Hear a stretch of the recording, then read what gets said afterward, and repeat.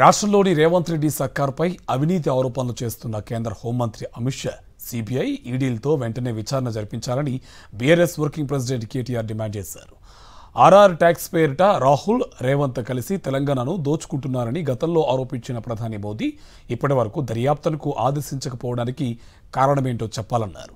దేశ ప్రధాని హోదాలో మోదీ, కేంద్ర హోంమంత్రిగా అమిత్ షా తెలంగాణకు వచ్చి సీఎంపై కేవలం అవినీతి ఆరోపణలు చేస్తే సరిపోతుందా అని కేటీఆర్ ఎక్స్ వేదికగా ప్రశ్నించారు. ఢిల్లీ కాంగ్రెస్ పార్టీ పెద్దలకు తెలంగాణలోని రేవంత్ సర్కార్ ఏటీఎంలా మారిపోయిందని నిజామాబాద్ గడ్డపై తేల్చి చెప్పిన అమిత్ షా కేంద్ర హోంమంత్రి హోదాలో విచారణకు ఆదేశించి నిజాయితీ నిరూపించుకోవాలన్నారు.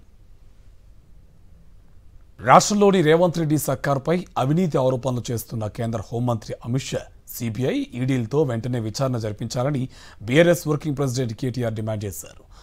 ఆర్ఆర్ ట్యాక్స్ పేరిట రాహుల్ రేవంత్ కలిసి తెలంగాణను దోచుకుంటున్నారని గతంలో ఆరోపించిన ప్రధాని మోదీ ఇప్పటివరకు దర్యాప్తునకు ఆదేశించకపోవడానికి కారణమేంటో చెప్పాలన్నారు. దేశ ప్రధాని హోదాలో మోదీ, కేంద్ర హోంమంత్రిగా అమిత్ షా తెలంగాణకు వచ్చి సీఎంపై కేవలం అవినీతి ఆరోపణలు చేస్తే సరిపోతుందా అని కేటీఆర్ ఎక్స్ వేదికగా ప్రశ్నించారు.